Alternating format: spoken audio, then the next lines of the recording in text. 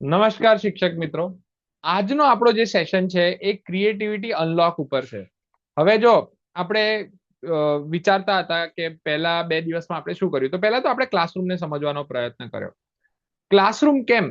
તો કે ક્લાસરૂમ જે છે ને એ બહુ મહત્વનો ભાગ છે, કારણ કે ત્યાં બાળક દિવસના 4 થી 5 કલાક કાઢે છે અને ક્લાસરૂમમાં જે થાય છે ને એનાથી એનું મગજ કામ કરે છે. તો બીજા દિવસે આપણે મગજ ઉપર વાત કરી કે મગજ કઈ રીતે થિંક કરે છે, એમાં કઈ રીતે ક્રિએટિવિટી ક્યુરિયોસિટીને આપણે એડ કરી શકીએ અને એના માટે આપણે કયા કયા પ્રયત્નો કરવા જોઈએ. હવે ક્રિએટિવિટીને અનલોક કરવા માટે શું કરવું જોઈએ અને ક્રિએટિવિટી કેમ ઇમ્પોર્ટન્ટ છે, કેમ તમે કોઈ બાળકને ક્રિએટિવિટીની અંદર લાવી શકો અને એ બાળક એમાં રમતું થઈ જાય. અને જો તમે જોવા જશો ને તો ઘણી વખત તમને એવું લાગશે કે શું હોય, તો આપણે સ્ટેપ બાય સ્ટેપ સ્લાઇડમાં જશું ને શીખીશું. તો પહેલા તો તમારા મુજબ ક્રિએટિવિટી કોના પાસે હોય? બરાબર, આજના સેશનમાં આપણો જે મેઇન કામ છે એ બિલીફ ચેન્જ કરવાનો છે. તો ક્રિએટિવિટી કોના પાસે હોય એ સૌથી મોટો પ્રશ્ન છે. તો ઘણી વખત આપણે કહીએ કે યાર આ જોરદાર ક્રિએટિવ છે, કે આનામાં ક્રિએટિવિટી ભરી ભરીને પડી છે. તો આ જે આપણે ડિસાઈડ કરીએ એના પહેલા આપણે શું અવલોકન કરતા હોઈએ, શું ઓબ્ઝર્વેશન કરતા હોઈએ અને એ ક્રિએટિવિટી તમારા મુજબ કોનામાં હોય છે? તો આપણે અત્યારે 4 ઓપ્શન લઈએ. તો આપણે ગણીએ કે માત્ર શું આર્ટ સ્માર્ટ સ્ટુડન્ટ હોય એમનામાં ક્રિએટિવિટી હોય છે, કે કોઈ આર્ટિસ્ટિક સ્ટુડન્ટ હોય એમનામાં ક્રિએટિવિટી હોય છે, કે અમુક સિલેક્ટેડ બચ્ચાઓ એમનામાં ક્રિએટિવિટી હોય છે, કે દરેક વિદ્યાર્થીમાં ક્રિએટિવિટી હોય છે? આ 4 પ્રશ્નો આપણને આમ દેખાય કે જવાબ આ 4 માંથી એકાદો હોઈ શકે. હવે છે ને સમય જે છે ને એ બહુ ઇમ્પોર્ટન્ટ વસ્તુ કામ કરે છે. સમય અનુભવ આપે છે, અનુભવ તમારી વસ્તુઓને ખોલ બંધ કરે છે. અમુક વખત કહેવાય ને કે કોઈનો, ઘણા લોકો કહેવાય સ્ટાર્ટિંગમાં જોરદાર હોય. હું તમને મારા વિદ્યાર્થીઓના નામ નહીં લઉં, પણ મેં બહુ બધાને ઓબ્ઝર્વ કર્યા છે. મોટા ભાગના 10 વર્ષ મેં વિદ્યાર્થીઓ જોડે કાઢ્યા છે. તો એક મસ્ત વિદ્યાર્થી હતો, જોરદાર ક્રિએટિવ, ક્યુરિયોસિટી બી ખતરનાક. પણ મને યાદ છે ત્યાં સુધી 2018માં એના હાથમાં પબજી આવી ગયું. હવે સમજો કે મેં એની ક્રિએટિવિટી ડાઉન થતા જોઈ છે. એના જે એની કેપેસિટી હતી, મેં આપણે જે ગઈકાલે સિનેપ્સિસ નું પ્રુનિંગ ની જે વાત કરી, એ મેં થતા જોયું છે એનામાં. નકર આજે જયારે હું મળ્યો ને, તો જે લેવલે એની ક્યુરિયોસિટી હતી, જો એને ડ્રાઈવ એટલી ને એટલી રહી હોત ને, ઘટી નહીં, ખાલી એટલી પણ રહી હોત ને, તો આજે એ ક્યાંય આગળ હોત. પણ એ કેમ ઘટી ગઈ? તો આવી રીતે ઘણા બધા પરિબળો હોય છે કે જે ક્યુરિયોસિટી ક્રિએટિવિટી આ બધાને ઘટાડતા હોય છે. તો દરેક બાળકમાં ક્યુરિયોસિટી ક્રિએટિવિટી હોય જ છે, પણ એ ક્યાંક ને ક્યાંક કોઈ પરિબળ સાથે વધઘટ થાય છે. તો એ સમય નક્કી કરે છે કે એમાં એ કેટલું રહેશે અને ક્યારે ખુલશે, ક્યારે બંધ થશે. તો આજે આપણે જે મેઇન આ વસ્તુ છે ને, આની બિલીફ આપણે ચેન્જ કરવા માટે ભેગા થયા છે કે બાળક દરેક ક્રિએટિવ હોય છે, પણ એની ક્રિએટિવિટી લાવવા માટે આપણે શું કરવું જોઈએ? તો આપણે આગળ પણ વાત કરી હતી, આવશે આગળ ત્યારે હું રિપીટ કરીશ કે ગયા સેશનમાં જે આપ્યું તે અહીંયા ક્યાં લિંક થાય છે. હવે આજના સેશનમાં આપણે દરેક બાળક કેવી રીતે ક્રિએટિવિટી બની શકે, ક્રિએટિવિટી એમનામાં આવી શકે, એના પર વર્કઆઉટ કરીશું અને એને શું માર્ગદર્શન આપવાનું હોય છે. એના કોમન મિથ શું છે કે ક્રિએટિવિટી છે નથી, એ કઈ રીતે ક્લાસરૂમમાં ક્રિએટિવિટી લાવવા માટે શું કરી શકાય અને એક્ટિવિટી પર કેવી રીતે વર્કઆઉટ કરી શકાય, અને જે એક્ટિવિટીઝ આપણે કરવી હોય તેને તરત ઇમ્પ્લિમેન્ટ કેવી રીતે કરી શકાય. નાની, સિમ્પલ, એકદમ સરળ, પણ એને તમે કેવી રીતે એના વચ્ચે લાવી શકો. જો તમે આવી નાની નાની એક્ટિવિટીનો એક પ્રોપર સમૂહ બનાવી દો, લિસ્ટ બનાવી દો, તો પછી કેવું થાય કે એ એક્ટિવિટી બહુ સરળતાથી અપ્લાય કરીને શીખી શકાય. અમે તમારા ડિસ્ટ્રિક્ટ લેવલના ક્લસ્ટર પણ બનાવવા જઈ રહ્યા છે, જેથી કરીને તમે કઈ કરો છો, તમારો અનુભવ છે, તમે શેર કરો તો બીજા શિક્ષકોને શીખવા મળે. તો આપણે એક આ ગ્રુપ પ્રોજેક્ટ તરીકે લેવાના છીએ નેક્સ્ટ 10 દિવસની અંદર, અને એ ગ્રુપ પ્રોજેક્ટની અંદર આપણે આના પર પ્રેક્ટિસ પણ કરીશું. જેમ જેમ એઆઈ શીખીશું એમ એમ વાપરીશું અને શેર કરીશું. હવે પ્રશ્ન એ આવી જાય છે કે બે વસ્તુની ડિસિઝન આવે છે કે ઘણા લોકો ટેલેન્ટેડ બોલે છે કે ભાઈ આ બાળક બહુ જોરદાર ટેલેન્ટેડ છે, અને ઘણી જગ્યાએ વાત થાય છે સ્કિલ, કે આ બાળકની સ્કિલ જોરદાર છે. તો હવે સમજવું શું, ટેલેન્ટ ઇમ્પોર્ટન્ટ છે કે સ્કિલ? અને અહીંયા જ મોટા ભાગના શિક્ષકોનો કહેવાય ને કે એક લેયર પર વિચાર આવે છે કે ટેલેન્ટ જોરદાર છે, પણ સ્કિલ તો શું છે? આ બંને વચ્ચેનો ડિફરન્સ શું છે? જો આ પહેલા એક લેવલે ખબર પડી જાય, જે પતલી લાઈન છે ને એ ક્લિયર થઈ જાય ને, તો તમે બાળકને એ રીતે અવલોકન ઓબ્ઝર્વેશનમાં લઈને કહી શકો કે આ બાળક પાછળ કઈ રીતે મહેનત કરવાથી એનું જે ટેલેન્ટ છે એ ખીલશે, કે સ્કિલ છે એ ડેવલપ થશે. જો યાદ રાખજો, ટેલેન્ટ ખીલશે, સ્કિલ ડેવલપ થશે. આના ઉપર આખી આ જે સિસ્ટમ છે એ ડિપેન્ડ થયેલી છે. હવે ક્રિએટિવિટી છે ને એ ટેલેન્ટ નથી, કારણ કે ટેલેન્ટ છે ને ઘણી વખત બાય બોર્ન હોય, કોઈ સિસ્ટમેટિક હોય. ટેલેન્ટની અંદર ઘણી વખત તમને બાય બોર્ન ડીએનએ પણ હોઈ શકે. જેમ કે તમે ઘણા બાળક હોય, એમના પિતાજી અથવા માતાજીની અંદર જે ગુણ રહેલા હોય, ડીએનએ ની અંદર જે બાઇન્ડ થઈ ગયો હોય એટીજીસી સ્ટ્રક્ચરમાં, એ પ્રમાણે એનામાં એ ડેવલપમેન્ટ આવે. બરાબર? તો એ કેમ કે એના ન્યુરોન પહેલેથી એ રીતે સ્ટ્રક્ચર્ડ હોય કે એમાં એ ફર્સ્ટ લેવલ પર કામ કરી શકે. જેમ કે તમે જોશો ને તો આપણા ત્યાં જૂના જમાનામાં કારીગરી જે હતી ને એ કુટુંબ બાય કુટુંબ આવતી. તો એ કેમ જોરદાર બની શકતી હતી? કારણ કે ડીએનએ માં પણ હોય અને નાનપણથી જોતા પણ હોય, એટલે એમના ન્યુરોન એ રીતે ડેવલપ થતા. તો એવી જ રીતે આપણે આગળ જોઈએ તો સ્કિલ છે ને એ ક્રિએટિવિટીથી કનેક્ટ થાય છે. કેમ? કારણ કે આ મારું માનવું છે, પર્સનલ છે, કે ક્રિએટિવિટી છે ને એ તમે બિલ્ડ કરી શકો છો. તમે ઓવર ધ ટાઈમ પ્રેક્ટિસ કરીને એને બેટર બનાવી શકો છો. તમે એની અંદર ઊંડા ઉતરીને દરરોજ થોડું થોડું કરીને પણ આગળ જઈ શકો છો. અને મેં આ બધું કરેલું છે. હું આ જે પણ તમને બોલી રહ્યો છું, કે જે પણ તમને સમજાઈ રહ્યો છે ને, એમાંથી હું નીકળેલો છું. હું એમનામ નથી બોલી રહ્યો. અને ત્યાર પછી જ મેં નક્કી કર્યું છે કે ના, હવે હું પ્રિપેર્ડ છું કે ચલો હવે જઈને ટીચરને મદદ કરીએ. તો આ વસ્તુ ડિફાઇન્ડ છે. તમે સ્કિલને ડેવલપ કરી શકો છો. એ જ સ્કિલ તમારી ક્રિએટિવિટી છે. ટેલેન્ટ છે એ એક અલગ વસ્તુ છે, ક્રિએટિવિટી એક અલગ વસ્તુ છે. આવું મારું પર્સનલ માનવું છે. હવે આની અંદર કઈ રીતે ડિફરન્સ આવે છે? તો કે ટેલેન્ટ છે ને તમે બોર્ન થાવ એની સાથે ડીએનએ બેઝ સ્ટ્રક્ચરના એટેચ થઈ ગયું હોય. બરાબર? અને એમાં તમે કંઈ કરી શકો ના શકો એ તમારા અલગ અલગ પ્રશ્નો પર ડિપેન્ડ કરે. પણ જે સ્કિલ છે એ તમે છે ને તમારી પ્રેક્ટિસથી વધારી શકો. તમે જે વસ્તુ ડેલી પ્રેક્ટિસ કરો, તમે એની અંદર લર્ન અનલર્ન ની ફોર્મ્યુલા શોધી લો કે ભાઈ કયું મારે શીખવાનું છે અને કયું મારે કાઢવાનું છે. ધારો કે એ તમે સમજીને બેલેન્સ કરી લો. તમે એક્સપેરિમેન્ટ કરતા રહો એને રિફાઇન કરવા માટે, ઇમ્પ્રુવ કરવા માટે, અને શાંત ધૈર્ય સાથે કામ લો. કારણ કે કેવું છે કે સ્કિલ કઈ એક દિવસનું કામ નથી. વર્ષો વર્ષ થાય છે આ ન્યુરોન્સને એ રીતે સેટ થતા કે તમને જે વસ્તુ જોઈએ છે એ પ્રમાણે તરત જ તમને રિસ્પોન્સ આપે. તો મારું જે કામ છે એના માટે મારે જે ડેવલપમેન્ટ કરવું છે, તો એના માટે મારે સમય આપવો પડશે, ધૈર્ય રાખવું પડશે અને ઇમ્પ્રુવ કરવું પડશે. દરરોજ એ રીતે વિચાર લાવવા પડશે, એના પર કામ પણ કરવું પડશે. તો તમારી એ સ્કિલ ડેવલપ થાય છે. અને એ જ રીતે તમારી ક્રિએટિવિટી એમાં ને એમાં વધતી જાય છે, વધતી જાય છે, વધતી જાય છે. તો આ ક્રિએટિવિટીનો મેઇન બેઝ છે. તમારી ફોર્મ્યુલા આમાંથી જ આવશે. અને આની અંદર બે વસ્તુ છે, પ્રોગ્રેસ અને પરફેક્શન. જો કન્સિસ્ટન્ટ રહેવું બહુ જરૂરી છે. પરફેક્શન આવતા વાર લાગશે. જેમ કે તમે સમજો કે તમારે ચિત્રકામ શીખવું છે, આપણે પહેલા પણ વાત કરી હતી.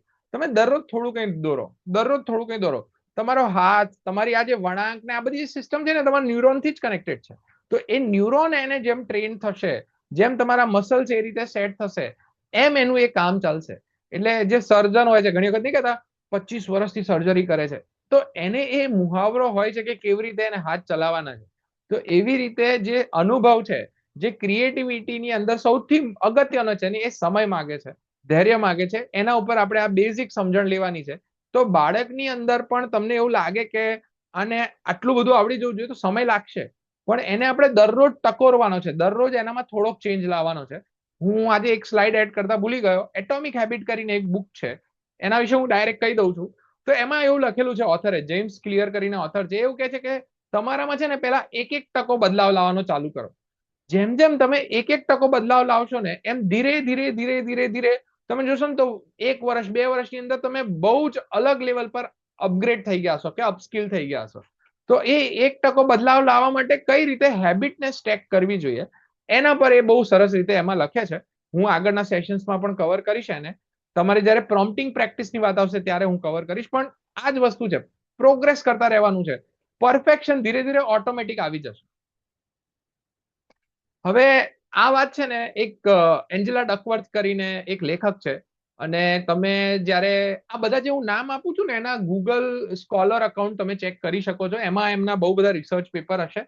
જરૂર પડે ને તો હું એક વિડીયો એડ કરી દઈશ, ગૂગલ સ્કોલર શું છે અને એની અંદર તમે કેવી રીતે રિસર્ચ કરી શકો. જે હું કરું છું એ મેથડ તમને કહી દઈશ. તો એન્જેલા ડકવર્થે ગ્રીટ ઉપર લખેલું છે. તો ગ્રીટ છે ને પેશન્સ અને પરસિવરન્સ, આ બંનેનું એક મોટું ઇમ્પોર્ટન્ટ સેક્ટરમાં એને કવર કરીને આપ્યું છે એમને.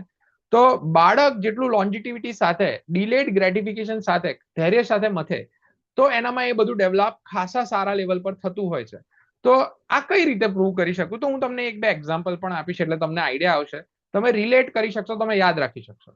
તો તમને આ બાળક લાગે છે, બરાબર, ઘણા બધા લોકો જાણતા હશે, આમના ટેડ ટોક ને બધું બહુ ફેમસ છે. એના બે હાથ નથી, બે પગ નથી, અને કહેવા માટે નાનો એવો પગ છે, પણ એ કાર્યરત નથી. હવે આ બાળકની જોડે એ ગમે ત્યારે વિચારે તો એ શું વિચારે? તો ઘણી વખત ક્રિએટિવિટી ને બધું છે ને, એના માટે એક લિમિટેશન હોય કે હું શું કરી શકું, બરાબર. પણ એક વસ્તુ સમજો, એક શિક્ષક તરીકે તમે એના જીવનમાં હોય તો તમે શું એને જવાબ આપશો, કે એને શું સમજાવશો? અને શિક્ષક તરીકે અથવા કોઈ પણ રીતે તમે એને જે કહેશો એના માટે કદાચ એ પહેલી વખત હશે, પણ જો એમાં એને માની લીધું તો એ રીતે વર્તશે. તમે એને કહેશો કે બેટા તારા માટે કઈ છે જ નહીં, તો એ રીતે જ વિચારશે. પણ તમે એને કંઈક એવું આપશો કે જે એના લખતું હોય, કઈ વિચાર ઉપર હોય, તો એ એના કરતા પણ ખાસું આગળ જઈ શકશે. અને અત્યારે બહુ મોટા ઓથર છે, લાઈક એમનું કામકાજ એટલે નેક્સ્ટ લેવલ પર એમનું કામ છે. પણ એમને કેવી રીતે એ વસ્તુ મળી અને એ ક્રિએટિવિટી એમનામાં કેવી રીતે એડ થઈ, એના પર હું કહું. કારણ કે તમે બધા શિક્ષક છો ને, તમે બહુ મોટો ચેન્જ લાવી શકો છો. મારા શિક્ષકો મારામાં લાયા છે. હું તમને ગણાવું તો ઘણા બધા શિક્ષક છે જેમના જોડેથી શીખીને હું આટલે પહોંચ્યો છું.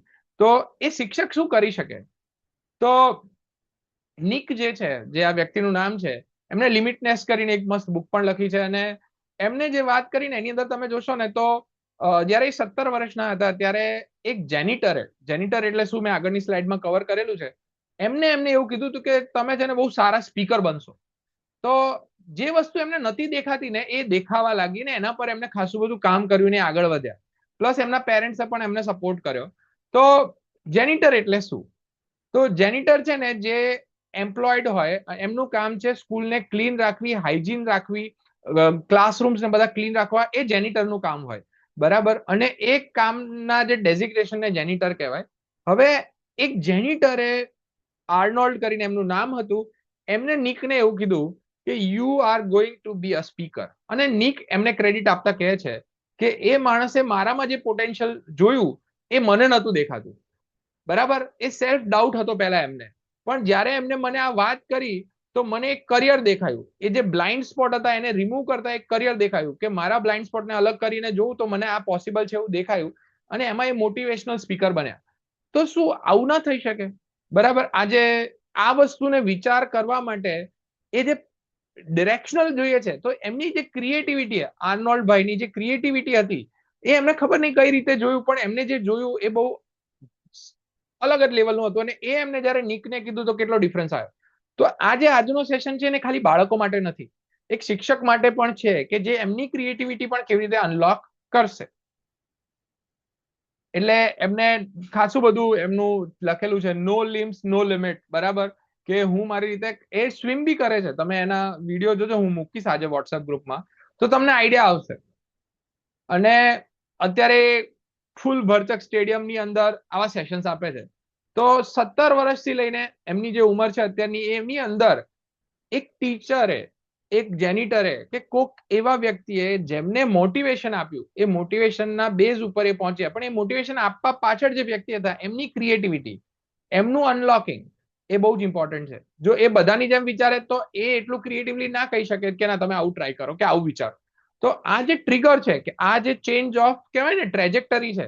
જેમ કહેવાય ને કે આપણે કોર્નની વાત કરીએ તો એક રે આમ જતો હોય સીધો, અને તમે એને થોડોક આમ કરી દો, અને પછી એ સમય જતા કેટલો ઉપર જાય છે. તો એ જે થોડોક ચેન્જ છે ને, એ ટીચર આપી શકે છે. કારણ કે ટીચર જોડે બાળક દરરોજ 5 કલાક 6 કલાક હોય છે. તમે એના ઓબ્ઝર્વેશનમાં છો, તમે એને જાણો છો, તમે એને સમજો છો. જો તમે એની કેપેસિટીની અંદર ક્યાંક એક નાનું વાક્ય બોલી લીધું અને એને માની લીધું, તમને કહું છું એ બહુ બધી વસ્તુને બદલી નાખે છે. હવે આવીએ ટેકટોપ ઉપર. ટેકટોપ, ઘણા બધાના પ્રશ્નો હતા વોટ્સઅપમાં, ઘણા લોકોએ પર્સનલમાં પૂછ્યું કે ટેકટોપ શું છે, કઈ રીતે ચાલે છે, શું કરે છે, તો આ કેમ કરો છો? તો ટેકટોપ આ 2014 નો ફોટો છે. અને તમને જે ગ્રીન શર્ટમાં દેખાય છે ને, એ ઇસરોના આપણા ચેરમેન રહી ચુક્યા છે, બરાબર. તો રાજેશ નાયર, જેમ જે મારા ગુરુ છે, એમની જોડે હું જયારે જોડાયો હતો, હું 2015માં જોડાયો હતો, આ 2014 છે, બરાબર. તો એ આ લેવલે બાળકોને પ્રોત્સાહન કરવા માટે આખી સિસ્ટમ ગોઠવતા, ચેલેન્જ, જે લોકો કંઈક કામ કરે છે એમને બોલાવતા, એમને મોટિવેટ કરતા, એમની ક્યુરિયોસિટીને સપોર્ટ આપતા. તો 2014માં આ ચાલુ 2006માં થયું. મારી જોડે જૂનામાં જૂનો ફોટો અત્યારે 2014 નો છે. હવે હું 2015માં ગયો હતો. તમને દેખાશે કે જે નીચે બેઠેલો છે અડધી સીટ ઉપર, જો કે ને બેઠો છું, એ હું છું, બરાબર. તો 2015 ની અંદર હું ગયો હતો, 2015માં ત્યાં કેરલા, અને એ પ્રોગ્રામનો પાર્ટ બન્યો. ત્યાં ઘણા બધા લોકોને મળ્યો. અત્યારે આજે તમને ફોટો દેખાય છે, એમાં ઘણા બધા ફાઉન્ડર છે, ઘણા લોકોએ સ્ટાર્ટઅપ ચાલુ કર્યું છે. રોહિન હમણે ફોટોનિક્સમાં કામ કરે છે, વ્હાઇટ ટી શર્ટમાં છે, અમારા મેન્ટર હતા ત્યારે. તો આ રીતે અમને એક્સપોઝર મળ્યું હતું 2015માં. અને 2016માં હું ફરી ગયો હતો એઝ અ મેન્ટર. પછી સરે મને એઝ અ ટ્રેનર બોલાવ્યો કે તું આવીને ટ્રેનિંગ આપ. અને રાતના 2 વાગ્યા હતા, અમે બધા કામ કરતા હતા, અને અમે આ રીતે કંઈક ને કંઈક મસ્તી કરતા હતા, કેમેરો લઈને આમ કેરલા ને આવું બધું લખતા હતા. એટલે એમને મને એવું કીધું કે શું પોસિબલ છે કે તમે એક જો મેન્ટર તરીકે હું તમને કહું છું કે એક ટીચર તરીકે તમે બાળકને શું આપી શકો, કે શું પોસિબલ છે કે તમે એવું કોડ કરો કે એક એલઈડી ની સ્ટ્રીપ હોય અને એ આવું કેરલા લખી આપે. આ બધું પહેલા ફોનથી લખેલું છે અમે. તો અમે ચેલેન્જ લઈ લીધો. એમની એક જ લાઈન હતી, પણ એમની ક્રિએટિવિટી જે હતી, જે આવી અને એમને એક સુઝાવ આપ્યો, કે એમને એક પ્રશ્ન આપ્યો કે તમે આવું કરી શકો. અને અમે એ કર્યું, અને અમે ટેકટોપ લખેલું, પણ એ ફોટો મને નથી મળ્યો. પણ એના બીજા વર્ષે અમે પછી મેક ઇન ઇન્ડિયા લખેલું. આ છે ને આઈઆઈટી મંડીનો ફોટો છે. આઈઆઈટી મંડીના બેકયાર્ડમાં એક રોડ હતો, ત્યાં અમે લીધેલો. બરાબર. અને આ વખતે અમે લેટરના કલર બી ચેન્જ કર્યા હતા, અને આવું બધું બહુ બહુ અલગ અલગ ક્રિએટિવ કરી. દર વર્ષે અમે ટેકટોપની એક વર્કશોપ ઓલ ઓવર ઇન્ડિયા કરતા હતા. તો આ આઈઆઈટી મંડીમાં હતી, તો ત્યારે અમે આ લેવલે એક પિક્ચર બનાવ્યું. પછી એમને એવું કીધું કે શું આની અંદર ઇમેજ આવી શકે. તો 2018 ની અંદર અમે એમની ઇમેજ આ રીતે એલઈડી વખતે ગોઠવીને અમે આખી લાઇબ્રેરી લખી. ત્યારે કોઈ ચેટ જીપીટી નતું, એઆઈ નતું, કંઈ જ નતું. અમારે બધું મેન્યુઅલી શોધીને પ્રોગ્રામ સ્ટ્રક્ચર્ડ કરીને આખું કમ્પ્લીટ કરીને લખવું પડતું હતું. એની અંદર અમે માઇક્રો કંટ્રોલર નાખીને આ બધું ખાસું બધું ક્રિએટિવલી કામ કરતા. તો એ જે આપતા હતા ને, એ ચેલેન્જ તરીકે અમે લેતા હતા, અને એ ચેલેન્જને લઈને અમે કંઈક ને કંઈક ગડમથલ કરતા હતા. ક્રિએટિવિટી આ જ છે. તમારે જે ક્રિએટિવિટી બાળકોમાં અનલોક કરવાની છે ને, એ આ જ પ્રશ્નોથી આવશે ને આ જ સિસ્ટમથી આવશે. એક્ઝામ્પલ એટલે બતાવું છું કે તમને આઈડિયા આવે કે એક પ્રશ્ન કઈ રીતે એક સ્ટેજ થી બીજા સ્ટેજ ઉપર એમને લઈ જાય છે. આ અમે 2025માં ડિસેમ્બરમાં એક ઇવેન્ટ કરી, જે અમે કોચીમાં કરી, કેરલામાં. એની અંદરના આ બાળકો છે. આગળ જે સિંગલ બેઠા છે એ રામકમલ છે, એ પણ ટ્રસ્ટી છે. બરાબર. અને વચ્ચે સેન્ટરમાં એક સૂટ વાળા ભાઈ છે, એમની આગળ રાજેશ સર છે. તો આવી રીતે આવા પ્રોગ્રામ્સ અમે કન્ટિન્યુઅસ કરતા આવીએ છીએ. હવે હું ગુજરાતથી હતો, મને ઈચ્છા થઈ કે આ ગુજરાતમાં કેમ ન થાય, અને ગુજરાતમાં કેવી રીતે કરીએ. તો એ ક્રિએટિવિટીને લાવવા માટે અત્યારે આ પ્રયત્નો ચાલે છે. તો છેલ્લા 11 વર્ષથી હું એમાં જોડાયેલો છું, ક્યાંક ને ક્યાંક કામ કરું છું. તો હવે એ વસ્તુને તમે તમારા સ્કૂલના બાળકો સુધી કેવી રીતે લઈ જાઓ ને, એ ક્રિએટિવિટી માટેના આ પ્રયત્નો છે. કારણ કે મને તો બહુ સમય પછી મળ્યું. હવે એ મળ્યા પછી પણ આટલા વર્ષ વીતી ગયા, પણ હજુ ગુજરાતમાં કંઈ નથી થયું. એ દુઃખ સાથે કે ભાઈ ના, હવે કંઈક કરવું છે અને એમાં કંઈક આગળ વધવું છે, એના બેઝ ઉપર આખું આ કામ ચાલે છે. અને એટલે જ તમારી ક્રિએટિવિટી પર વર્કઆઉટ કરવાની ગણતરી છે. પાછા આપણે સેશનમાં આવીએ. તો આપણે વાત કરતા હતા ટેલેન્ટની. તો ટેલેન્ટ છે ને થોડા લોકો પાસે હોય છે. બરાબર. હવે જે ટેલેન્ટ છે એને આપણે વધારવો હોય તો આપણે શું કરી શકીએ. તો સ્કિલ ઉપર આપણે વાત કરી. તો સ્કિલ દરેક ડેવલપ કરી શકે, પણ એને ડેવલપ કરવાની એક સિસ્ટમ જોઈએ, એક પ્રોસેસ જોઈએ, એક પ્રેક્ટિસની પેટર્ન જોઈએ. તો એ કેવી રીતે લાવી શકાય. ક્રિએટિવિટી શીખવાય છે અને ડેવલપ પણ થાય છે. હવે આપણે જે કરિક્યુલમ બનાવવાના છે, કે આપણે જે પ્રોમ્પ્ટ લખવાના છે, કે આપણે જે એઆઈ નો ઉપયોગ કરવાના છે, એની અંદર આપણે આ મુદ્દાઓ લઈએ એટલા માટે થઈને આ સેશન ડિઝાઇન કરેલો છે.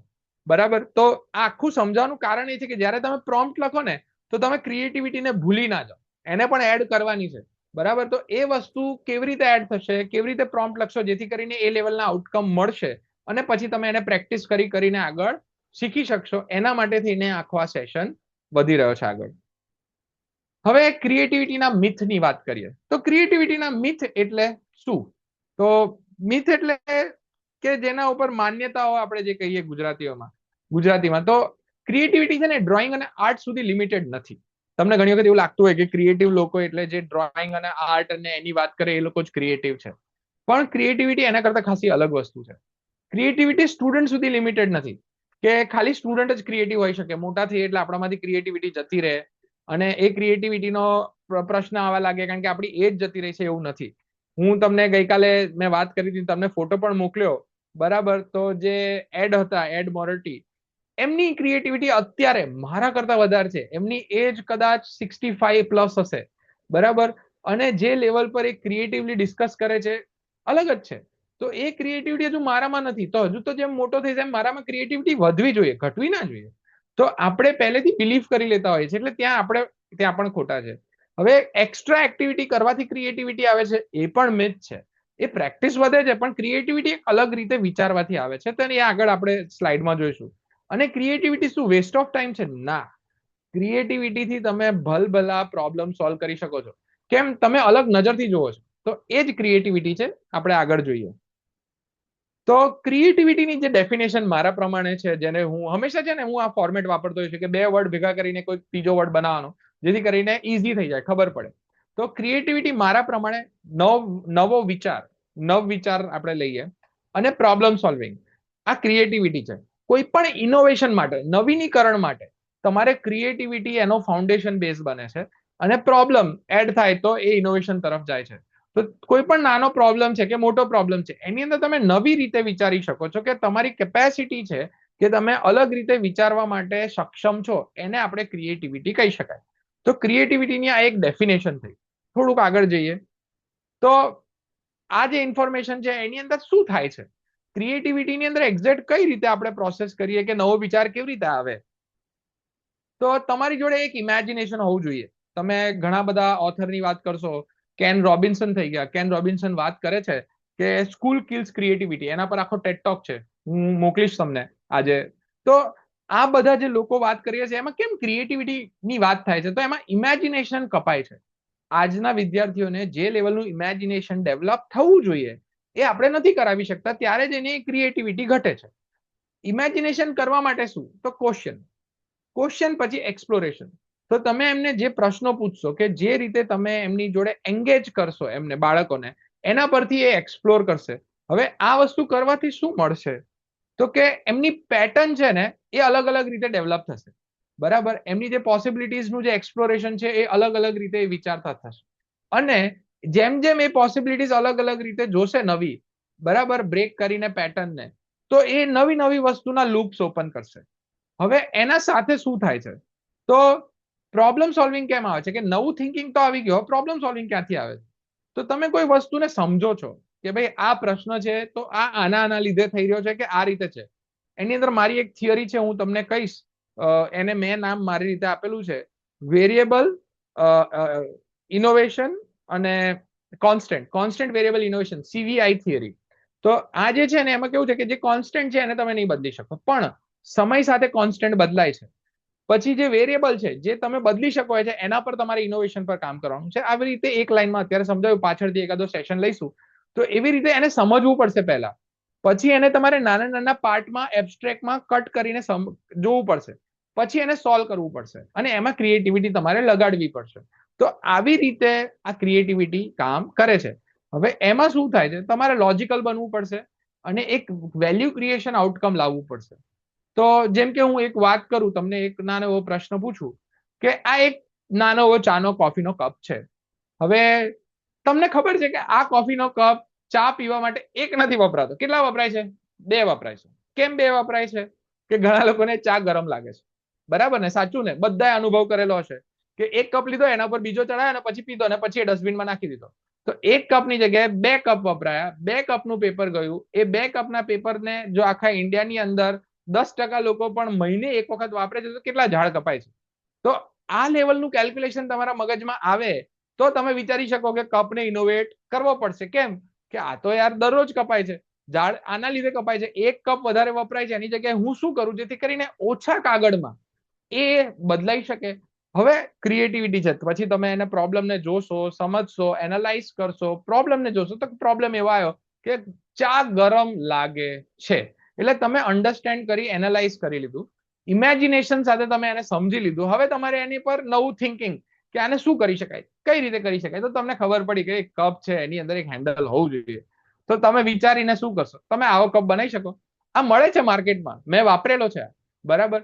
તો આ ક્રિએટિવિટી છે. તો તમારે જે બાળક છે, કે જે તમે છો, એની અંદર આ લેવલ વસ્તુને અનલોક કરવા માટે તમે કઈ રીતે વિચારી શકો, અને એ વિચાર ઓપન કરવા માટે જે કરવાનું છે એ જ ક્રિએટિવિટી અનલોકિંગ છે. આશા રાખું છું કે તમને બધાને બેઝ લેવલ પર આ એકદમ ક્લિયર રીતે સમજાઈ ગયું હશે. હવે આપણે આગળ વધીએ. તો હવે પ્રશ્ન આવે છે કે મેથ્સ અને સાયન્સ, ઇંગ્લિશ પણ એડ કરી શકતો હતો પણ નથી કર્યું. 3 મેઇન વિષય છે કે જેમાં તમે બધાને ખબર છે કે બાળકો સૌથી વધારે સ્ટ્રગલ કરી રહ્યા છે. બરાબર, આપણા એસઆર ના જે રિપોર્ટ આવે છે કે જે કંઈ આવે છે, હું એસઆર ના રિપોર્ટ ઘણા વર્ષોથી જોઈ રહ્યો છું, પણ આટલો સમય જતો રહ્યો તો પણ હજુ કેમ એ પ્રોબ્લેમ સોલ્વ નથી થતો? એનું કારણ છે પિયર લર્નિંગ મોડલ ક્યાંય ડેવલપ જ નથી થયા. તમે જો ક્રિએટિવિટી અને પિયર લર્નિંગ મોડલ ડેવલપ કરશો ને, બાળકો જ બાળકોને એટલું બધું એન્ગેજ કરી લેશે કે તમારે એના પર વર્કઆઉટ જ નહીં કરવું પડે. અને ઘણી જગ્યાએ ક્રિએટિવિટીમાં ડિસિપ્લિન, બરાબર, અને પેલું કહેવાય ને ડિસિપ્લિનની સામે રૂલ્સ, આ બંનેમાં ડિફરન્સ છે. બરાબર, તો એ પણ એ આપણે ક્યારેક લઈશું. પણ મેથ્સ અને સાયન્સમાં ક્રિએટિવિટી હોઈ શકે અને સાયન્સમાં ક્યાં છે? તો આવા પ્રશ્નો દરેક જગ્યાએ આવતા હોય છે કે આર્ટમાં ક્રિએટિવિટી હોય, આ સબ્જેક્ટમાં ના હોય. પણ ના, એવું નથી. હું તમને એક ક્રિએટિવિટી માટેનું એક પ્રશ્ન પૂછું તો તમારે કંઈક તમારી ક્રિએટિવિટીથી એવી વસ્તુનો આઈડિયા આપવાનો છે કે જે 150 વર્ષ સુધી ચાલે. બરાબર, 150 વર્ષ સુધી એમાં કઈ ફેરફાર ના થાય, એની એ જ વસ્તુ ચાલે. બોલો, આટલું મોટું વિઝન આપણે વિચારી શકીએ? 150 વર્ષ એટલે ઓછી અવધિ ના કહેવાય. બરાબર, કેટલી પેઢી થઈ ગઈ તમે ગણતરી કરો તો 4 થી 5 પેઢી થઈ ગઈ. બરાબર, તો એટલી પેઢી સુધી એનો એ આઈડિયા, એમાં કઈ મોડિફિકેશન નહીં, એમનું એમ ચાલે. બોલો, તો આવું પોસિબલ તમને લાગે છે? તો આવું થઈ ગયું છે હિસ્ટ્રીમાં. એટલે હું તમને ક્રિએટિવિટીની વ્યાખ્યાને એક હિસ્ટ્રી સાથે જોડું છું. બરાબર, એટલે આપણે અહીંયા ઇતિહાસ પણ ભણી જ રહ્યા છીએ. બરાબર, સોશિયલ સાયન્સ નહીં પણ ખાસ કરીને ઇનોવેશન સાયન્સ ગણી શકાય હિસ્ટ્રીમાં. તો હવે હું તમને આનો જવાબ આપું. તો તમે સેફટી પિન જોઈ હશે. સેફટી પિનની અંદર 1850 થી લઈને અત્યાર સુધીમાં નિજીવી ફેરફાર આવ્યો છે. અને શેનો આવ્યો છે? સ્ટીલની બની હોય ઘણી વખત, એની ડિઝાઇનમાં થોડોક ચેન્જ હોય, પણ એની મૂળભૂત જે ડિઝાઇન છે, જે ફંડામેન્ટલ ડિઝાઇન છે, એમાં કોઈ ફરક આવ્યો નથી. અને તમે આ જે પર્સન હતા વોલ્ટર હન્ટ, એમને તમે સાંભળો ને તો તમે એમાં વાંચો અથવા એમના વિશે જાણવાનો ટ્રાય કરો તો તમને આઈડિયા આવે કે આ કેવી રીતે ઇનોવેટ થઈ હતી. હું એ પણ તમને બતાવું. એમના ઉપર દેવું હતું. બરાબર, તો જે વોલ્ટર હન્ટ હતા, એમને છે ને એમને $15 દેવું હતું. અને એ માફ કરવા માટે એમને વિચાર્યું કે હું કંઈક એવું બનાવું કે જેનાથી એ દેવું માફ થઈ જાય. અને એમને એ રીતે એ પેટન્ટ લીધી, બધું બનાવ્યું, અને $400 ની અંદર એમને એ પેટન્ટ વેચી દીધી. આજ સુધી મિલિયન્સ ઓફ ડોલર ગયા છે આની અંદર. જો કે પેટન્ટ 20 વર્ષ સુધી હોય, પણ આની અંદર જે વસ્તુ એમને એક ફ્રેન્ડને $15 પે કરવાના હતા, એની જગ્યાએ એવું કીધું હું તને આ બનાવી આપું. એમને 8 ઇંચનો વાયર લઈને કોઇલ એ રીતે બનાવી કે આ રીતે સેફટી પિન પહેલી બની. અને આજ સુધી એ જ સેફટી પિન અત્યાર સુધી વપરાય છે. બરાબર, તો તમે વિચાર કરો કે કયા લેવલ સુધી આ ઇનોવેશન ચાલ્યા. એમના ઘણા બધા બીજા ઇનોવેશન પણ છે, તમે ગૂગલ કરશો તો તમને મળશે. પણ આ બધી વસ્તુઓ જે છે ને, તમે જેમ જેમ જોશો, જેમ જેમ સમજશો, એમ એમ તમને ખ્યાલ આવશે કે આપણી ક્રિએટિવિટી અલગ રીતે કામ કરે છે. અને એ તમને ટ્રેન કરો તો તમે પણ ક્રિએટિવિટી સાથે આગળ વધી શકો છો અને તમે ક્રિએટિવ બની શકો છો. હવે હું તમને પ્રશ્ન પૂછું. બરાબર, તો કે આપણે એક પેપર ક્લિપ લઈએ. બરાબર, અને એ પેપર ક્લિપ જે છે એના 10 ઉપયોગ તમારે લખવાના છે. આ એક એક્ટિવિટી છે. હું તમને જે કહેતો હતો ને આગળ, મેં વાત કરી હતી કે ઓછા સમયમાં તરત તમે કઈ એક્ટિવિટી કરાવી શકો અને એનાથી શું થાય. તો તમારે આ ખાલી વિઝ્યુઅલાઇઝ કરવાનું છે. આ આપણે બાળકોને કરાવી શકીએ એટલા માટે મેં એક્ઝામ્પલ લીધું છે. તો એક પેપર ક્લિપના 10 ઉપયોગ લખવાને આપણે બાળકને કે તો બાળક શું કરશે? તો બાળક છે ને લખી લેશે. પછી તમે એમને પ્રશ્ન પૂછી શકશો. કોણે 5 લખ્યા છે, કોણે 10 લખ્યા છે, કોને અલગ રીતે લખ્યા છે, કંઈક અલગ જ વિચાર્યું છે. તમે સમજો કે તમે એમને પહેલો પ્રશ્ન પૂછ્યો.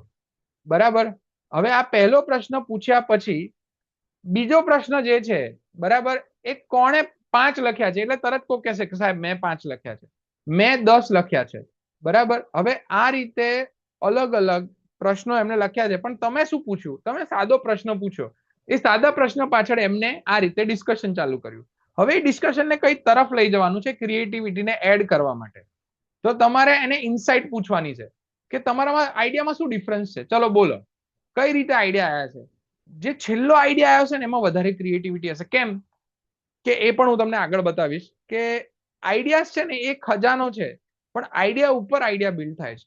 તો એવી રીતે તમે જ્યારે કોઈ એક્ટિવિટી કરાવશો ને તો અંદર અંદર ચર્ચા કરાવીને પણ એક સારા ક્રિએટિવ ડિસ્કશન તરફ તમે એમને લઈ જઈ શકો છો. તો જે માર્ક ટાઈવન કહે છે, there is no such thing as a new idea. We simply take off a lot of old ideas and put them into sort of a mental kaleidoscope. આપણું જે કેલિડોસ્કોપ હોય ને, આપણે આમ ગોળ ગોળ ફેરવીએ અને એની અંદર અલગ અલગ ડિઝાઇન થાય, એમ આપણે જે આઈડિયાનું લિસ્ટ બનાવીએ ને, એ આઈડિયાના લિસ્ટમાંથી એ જ આઈડિયા અંદર અંદર ફરતા ફરતા ફરતા ફરતા નવા નવા આઈડિયા જનરેટ કરે છે. અને એમાંથી એ જે તમારી જે જનરેટ કરવાની પ્રોસેસ છે, એ જ તમારી ક્રિએટિવિટી છે. હવે આપણે અત્યાર સુધી વાત કરી ક્રિએટિવિટી શું છે, કઈ રીતે છે, કેવી રીતે કામ કરે છે, આ બધા આપણે બેઝિક પ્રશ્નો લીધા. અને એ બેઝિક પ્રશ્નો લીધા પછી હવે આપણે એના પર આગળ વધીએ તો ક્રિએટિવિટી બ્લોક કોણ કરે છે, કે એના બ્લોકિંગ એજન્ટ કયા છે કે જેનાથી તમે ક્રિએટિવિટીની અંદર જુઓ છો કે વસ્તુઓ અટકી જાય છે. તો પહેલું તો છે ને, સૌથી પહેલા બાળકનો એક ડર હોય છે, કે કોઈ પણનો એક ડર હોય છે કે હું ખોટા આન્સર આપીશ તો શું, બરાબર, અથવા તો કે આનો એક જ સાચો આન્સર હોય, ઓકે, પછી કોઈ મને જજ કરી લેશે તો, અથવા તો આટલા સમયમાં હું આ બોલીશ, ટાઈમનું પ્રેશર હોય. તો ક્રિએટિવિટી આ જ છે. ક્રિએટિવિટીને બ્લોક કરવા માટે આવા બધા બેઝિક પ્રોબ્લેમ છે, જેને આપણે કહીએ કે રૂલમાં કે પનિશમેન્ટમાં કે ડિસિપ્લિનમાં જો આવરી લેતા હોય ને, તો બાળક બોલવાનું બંધ કરી દેશે. બાળકને વાચાળ રાખવાના છે, પણ ડિસિપ્લિન સાથે. તો ડિસિપ્લિન શું હોઈ શકે, કે પ્રશ્નો પૂછો, જવાબ આપો, ફરીથી પ્રશ્ન કરો. આ પણ એક ડિસિપ્લિન બની શકે ને. જો એવી રીતનું ડિસિપ્લિન હોય, એવી રીતની ચર્ચાઓ હોય, અને તમે જોજો પહેલાના ગુરુકુલમાં તર્ક અને વિતર્ક, આ બંને અલગ, તર્ક વિતર્ક થતા, ડિબેટ્સ થતી, બરાબર, અને એના પરથી એ લોકો એનું એક સમરી કાઢતા, બરાબર, અને એના પર પાછું અધ્યયન કરતા. તો આ બધી વસ્તુઓ પહેલા બહુ થતી, જેના પર લેખન ઓછું હતું અને કહેવાય ને એકબીજાને સાંભળવાનું, બરાબર, લિસનિંગ વધારે હતું, અને કંઠસ્થીકરણ પણ એટલે જ હતું પહેલા. તો ત્યારે કારણ કે આપણી જોડે ચોપડી માટે કાગળ કેવા બધા એટલું બધું ઇનોવેશન નતું બન્યું, એટલા માટે એ લોકો એના પર ડિપેન્ડ હતા. પણ ત્યારે એમનામાં આ બધી વસ્તુ હતી ને, એ નથી. એકબીજાના ડિસ્કશન પર એ લોકો આગળ ચાલતા. તો આપણા ત્યાં જે આ ફિયર ઓફ રોંગ આન્સર્સ છે, એને તમે કેવી રીતે કાઢી શકો, આ બધા 4 મુદ્દા છે, એને તમે સ્કૂલમાંથી કેવી રીતે કાઢી શકો, જેટલું તમે એ કાઢશો એમ જ ધીરે ધીરે એ બાળકોમાં પણ ક્રિએટિવિટી આવશે, ને તમારે પણ એટલું જ ક્રિએટિવ બનવું પડશે. હવે તમારે આમાંથી પહેલા એ શોધવાનું કે સૌથી કોમન કયું છે, અને કોમન વસ્તુ પર કામ કરીને તમારે ધીરે ધીરે ધીરે એને ઓછું કરવાનો પ્રયત્ન કરવાનો છે. આ બધી વસ્તુ તમે જેટલું કરશો ને, એટલું બાળક સારી રીતે એઆઈ વાપરી શકશે. એ પણ આપણે પ્રેક્ટિસ કરવું છે, એટલે ખ્યાલ આવશે. એને એઆઈ છે, તમે એને પૂછો એવા જવાબ આપશે, તમે એને કહો એવું એ સમજાવશે, પણ તમારે એને કહેવું પડશે, એ પ્રશ્ન પૂછવો પડશે, અને એમાં ક્રિએટિવિટી જોઈશે. હવે આપણે જોયું કે બ્લોકિંગ એજન્ટ કયા હતા. હવે આપણે આ અનલોક કેવી રીતે કરવાની, બરાબર, કે આને અનલોક કરવા માટે શું કરીશું, એ ફોર્મ્યુલા પર આવીએ.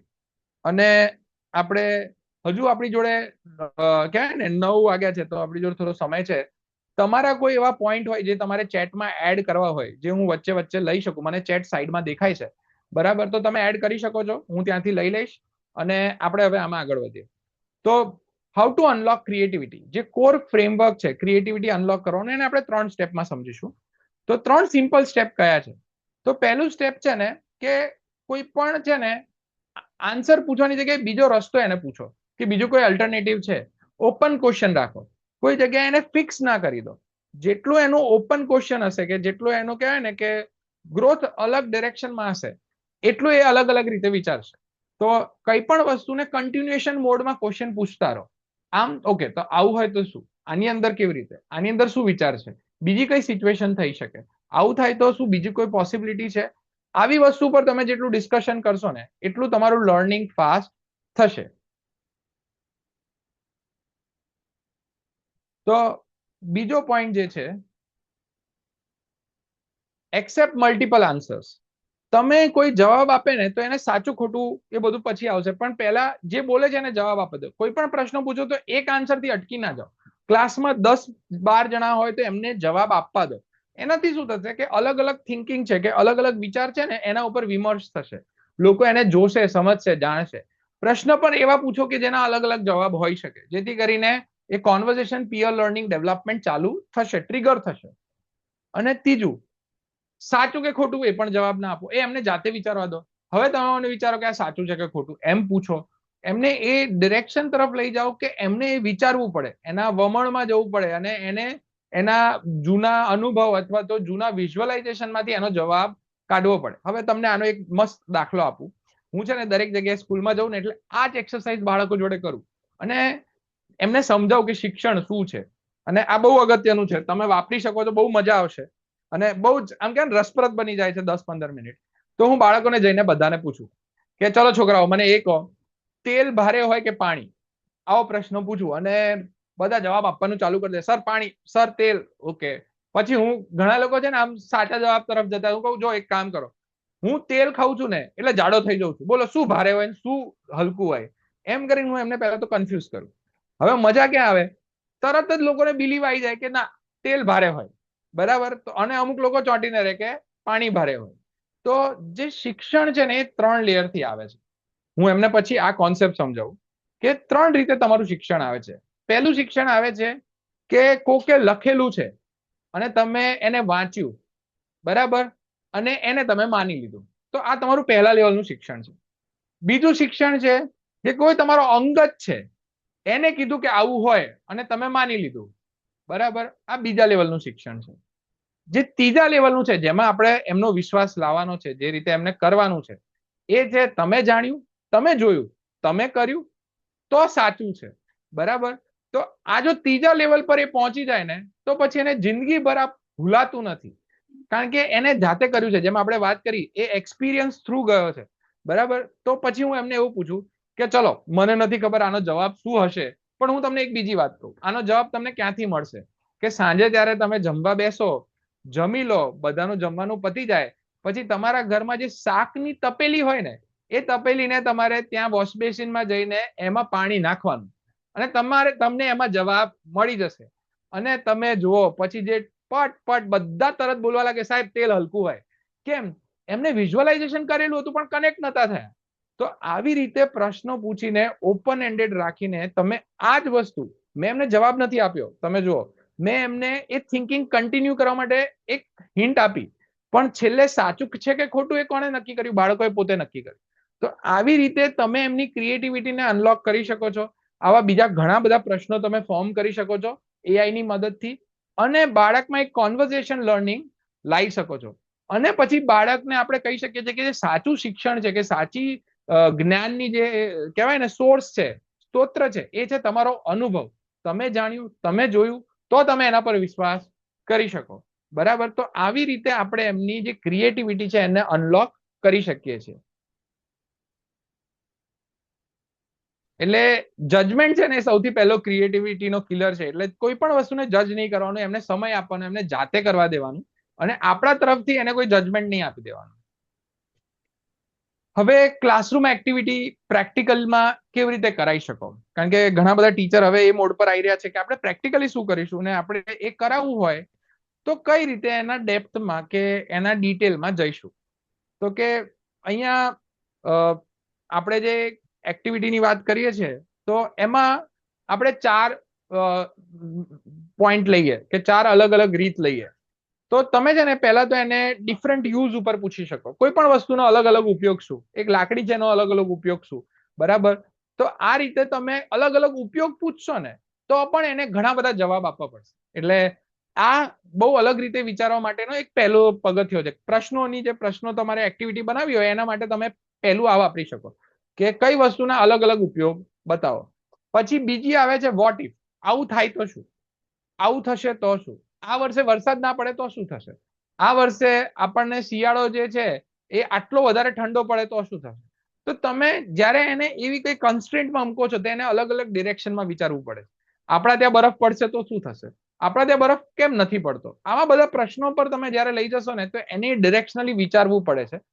જ્યારે એ ડિરેક્શનલી વિચારવા લાગે છે, અલગ અલગ રીતે એને કહેવાય ને ભેગું કરે છે, એનાલાઇઝ કરે છે, અન્ડરસ્ટેન્ડ કરે છે, તરત જ એનામાં જે એનાલિટિકલ થિંકિંગ છે, લોજિકલ થિંકિંગ છે, એ ડેવલપ થવાનું ચાલુ થાય છે.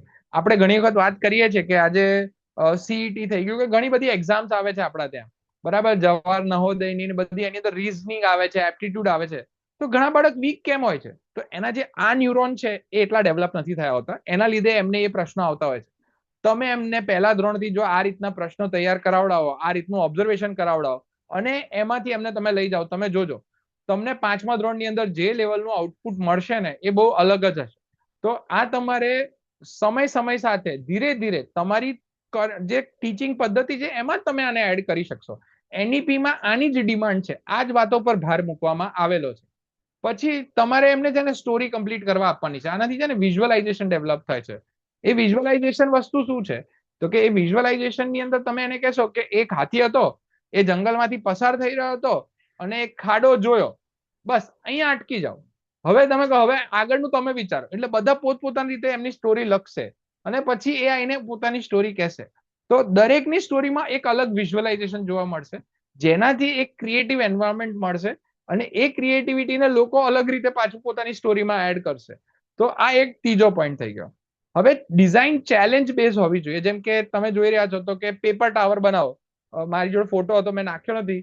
હું ઈડરમાં 2018માં ગયો હતો, ત્યારે હું આ એક્ટિવિટી એમને કરાવતો. તો પેપર ટાવર બનાવવાનું છે, ન્યૂઝપેપર લેવાનું છે, ટેપ લેવાની છે અને એની સ્ટિક્સ બનાવીને ટાવર બનાવવાનો છે. હવે આ ઓપન એન્ડેડ એક્ટિવિટી છે. કોણ કેટલી સ્ટિક લઈ શકે, શું લઈ શકે, એમના ઉપર ડિપેન્ડ છે. એમને ખાલી 1 ચોરસ મીટર જગ્યા આપીને કહેવાનું છે કે આમાં ટાવર બનાવવાનું છે અને સૌથી ઊંચું બનવું જોઈએ. હવે એ જે ટીમ છે એને બધું ભેગા મળીને કામ કરવાનું છે, એકબીજાને સુઝાવ આપવાના છે, અલગ અલગ તર્ક વિતર્ક આઈડિયા વિચારવાના છે કે હું ત્રાંસુ રાખું, આ રીતે રાખું અને કેવી રીતે ટેપ લગાવું. તો આ ઓપન એન્ડેડ એક્ટિવિટીથી પણ ક્રિએટિવિટી એડ થતી હોય છે. તો એ 4 વસ્તુની જે આપણે વાત કરી એ મેં અહીંયા ફરી લખી છે. તો પહેલા તો અલગ અલગ વસ્તુ યુઝ કરવાની છે, વોટ ઇફ વાપરવાનું છે કે ગ્રેવિટી જતી રહે તો શું, ધારો કે છોડ આપણી જોડે વાત કરવા લાગે તો શું. તો આવા બધા પ્રશ્નોને લઈને તમે જ્યારે ડિસ્કશન કરશો તો એમાં ડિફરન્સ આવશે ને આવશે જ. અને ધીરે ધીરે તમે એનામાં જોશો કે બાળકોમાં ક્રિએટિવિટી ધીરે ધીરે વધી રહી છે. હવે ટીચર અને ફેસિલિટેટરની આપણે જે વાત કરતા હતા, આખી આ ક્રિએટિવિટીની આપણી વાત કરી, એમાં શું ડિફરન્સ આવ્યો આપણામાં? આપણે જે કામ કરી રહ્યા છે એમાં 2 ડિફરન્સ આવ્યા મોટા ભાગે. તો એ 2 ડિફરન્સ કે તમે પહેલા એક્સપ્લેન કરતા હતા ને કોઈ પણ વસ્તુને કરેક્ટ કરતા હતા, એની જગ્યાએ હવે તમે ફેસિલિટેટર બનવાના છો અને તમે પ્રશ્નો પૂછવાના છો. એનાથી એન્ગેજમેન્ટ વધશે ક્લાસમાં અને એ એન્ગેજમેન્ટ સાથે સાથે તમારે ટોપિક પણ પતાવવાનો છે. તો આ જો મોડમાં તમે ભણાવશો, અને સ્ટેનફોર્ડ લઈ લો, MIT લઈ લો, આ બધામાં આ જ મેથડ છે. બરાબર, મેં તમને ગઈકાલે એક વિડીયો પણ મોકલ્યો હતો ડેવિડ બીચનો. તો એમની જે પ્રોડક્ટ રિયલાઇઝેશન લેબ હતી, મેકેનિકલ હોય કે કોઈ પણ એન્જિનિયરિંગ હોય, એમનું ફર્સ્ટ યર એમને એ જ કરવાનું હોય કે એમને કોઈ પણ પ્રોડક્ટ બનાવવાની, એ બધા મશીન વાપરીને પહેલા જ વર્ષમાં. MIT ની અંદર એવું કહેવાય છે કે ઓટોમોબાઈલ જે ક્લાસ હોય એમાં પ્રોફેસર F1 ફોર્મ્યુલાની રેસ કાર લઈને આવે, રેસ કાર નીચે પાર્કિંગમાં રાખે, બધા છોકરાઓને બોલાવે અને એમને કહે કે આપણે બપોરે મળીશું. બરાબર, આ રેસ કાર મારે ક્લાસમાં જોઈએ છે. ઓકે, હવે ફર્સ્ટ યરના બાળકને શું ખબર હોય? પછી એ ક્યાંકથી શોધી કાઢે કે સાહેબ એવું કે છે ટૂલ રૂમમાં જાઓ, ટૂલ્સ લઈને આવો, આખી રેસ કાર ખોલો, ઉપર લઈ જાઓ, આખી રેસ કાર ફરી ફિટ કરો. બરાબર, પછી સાહેબ આઈને ભણાવશે. તમે સમજો કે બાળકનું એન્ગેજમેન્ટ કયા લેવલનું થઈ ગયું. તો આ જ ડિફરન્સ છે. આપણે ફેસિલિટેટર તરફ એટલા માટે લઈ જઈ રહ્યા છે કે આ નાથી બાળક પિયર લર્નિંગમાં આવશે. NEP 2020 ની અંદર આ જ વસ્તુ પર ભાર મૂકવામાં આવેલો છે કે બાળક કઈ રીતે પ્રેક્ટિકલ તરફ જાય, અને એનો આ એક રસ્તો છે. અને એ વસ્તુ એકદમ સિમ્પલ છે. આનાથી છે ને તમે ટીચર્સ તરીકે એમને આન્સર નથી આપી રહ્યા, તમે એમનું થિંકિંગ એક્ટિવેટ કરી રહ્યા છો. જો થિંકિંગ તમે પહેલા ધોરણથી એક્ટિવેટ કરો અને 10મા ધોરણ સુધી ધીરે ધીરે એક્ટિવેટ થતું જાય, તો 10મા ધોરણમાં એને એના વિચાર અને એની ક્રિએટિવિટી ખુદમાં ખુદ આવી જાય કે મારે આ વિષય પર કેવી રીતે કામ કરવાનું છે. તો આ આપણો જે રોલ છે ને એ ક્રિએટિવિટીની અંદર આ ફંડામેન્ટલ સિસ્ટમ સાથે જોડાયેલો છે. તો આના ઉપર જ આપણે ખાસ કરીને કામ કરી રહ્યા છે અને આગળ વધી રહ્યા છે.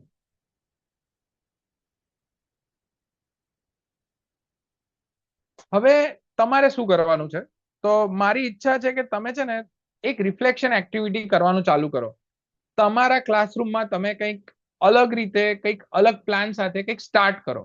આ મેં તમને બેઝિક તો સમજાવી દીધું. કાલથી AI પણ ચાલુ થશે આપણું. હું તમને AI ને ડેપ્થમાં સમજાવીશ કે AI એક્ઝેક્ટલી શું છે, artificial intelligence, neural, NLP, domain, computer vision, આ બધું શું છે કાલે સમજાવીશ. પણ હવે તમારે પ્રેક્ટિસમાં આવવું પડશે, અને પ્રેક્ટિસમાં આવશે એટલે ચર્ચા કરવી પડશે. ચર્ચા કરશો તો જ એકબીજા જોડથી શીખી શકશો. જો ચર્ચા નહીં કરીએ તો એ પ્રેક્ટિસમાં તમે નથી લઈ રહ્યા. પ્રશ્નો આવવા જોઈએ. પ્રશ્નો પૂછશો તો હું કદાચ સમય કાઢીને તમને સમજાઈ શકીશ. પણ પ્રશ્નો જ નહીં હોય તો વન વે ટીચિંગ થી જેમ અત્યારે ક્લાસ ચાલે છે એ રીતે જ આપણા ક્લાસ અત્યારે ચાલે છે. આપણી જોડે અત્યારે એક લિમિટેશન છે કે હું બધાના પ્રશ્નો અહીંયા ના લઈ શકું, પણ વોટ્સએપ પર તમારા બધાના પ્રશ્નો લેવા તૈયાર છું. તમારી જોડે માય પ્રોફાઇલ સેક્શનમાં નીચે એક સેક્શન આપેલો છે જેનાથી તમે ડાયરેક્ટ અમારી જોડે ચેટ કરી શકો છો.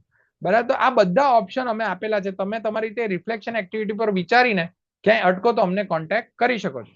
આપણે રિફ્લેક્શન એક્ટિવિટી પર આગળ વધીએ. તો તમે કઈ વસ્તુને મિથ માનતા હતા એને શોધો, બરાબર, અને એની અંદર કઈ એક્ટિવિટી તમે ચેન્જ કરી શકશો અને એ એક્ટિવિટીને તમે ટ્રાય કરો. જેમ જેમ તમે ટ્રાય કરશો ને એમ ચેલેન્જ આવશે. અમને શેર કરો, મને શેર કરો, હું તમને એ ચેલેન્જના સોલ્યુશન બનાવીને મોકલીશ. જરૂર પડે તો પ્રોમ્પ્ટ લખીને મોકલીશ. તમે પ્રશ્ન પૂછશો ને તો મને પ્રોમ્પ્ટ લખવાની મજા આવશે. એ પ્રોમ્પ્ટ લખાશે એટલે તરત હું બધા શિક્ષકોને મોકલી આપીશ. તમારા પ્રશ્નને લીધે બીજા શિક્ષકને પણ ફાયદો થશે. તો આવી રીતે આપણે કોન્વર્ઝેશન કાલથી ચાલુ કરવાના છીએ, બરાબર, અને એમાં મારાથી બને એટલો સપોર્ટ હું તમને આપીશ. તમને એવું લાગે ગ્રુપમાં મેસેજ નાખ્યો છે ને જતો રહ્યો, તો મારી ટીમ મારું વોટ્સએપ મેનેજ કરે છે, બધું એ કરે છે. તમે મને પર્સનલમાં મેસેજ નાખશો તો પણ એ મારા સુધી પર્ટિક્યુલર ટાઈમમાં આવી જતો હોય છે, બરાબર. હું દરરોજ એક પર્ટિક્યુલર સમયે વોટ્સએપના બધા મેસેજ રિપ્લાય કરતો હોઉં છું.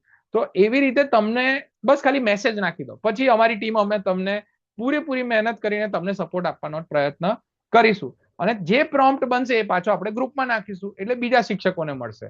એમ કરીને આપણે એક લૂપ બનાવીને કન્ટિન્યુઅસ લર્નિંગ સાથે નવી નવી વસ્તુઓ, નવી નવી આઈડિયાને આપણે કહે ને પ્રેક્ટિસમાં લાવવા માટે પ્રયત્ન કરવાના છીએ. અત્યારે વેકેશન છે, તમારી જોડે સમય છે, પછી પાછી શું છે કે રેગ્યુલર એક્ટિવિટી પણ વધશે. 10 મિનિટ ફાળવો, વધારે નથી કહેતો. 10 મિનિટ ફાળવીને તમે આપના પર કામ ચાલુ કરો.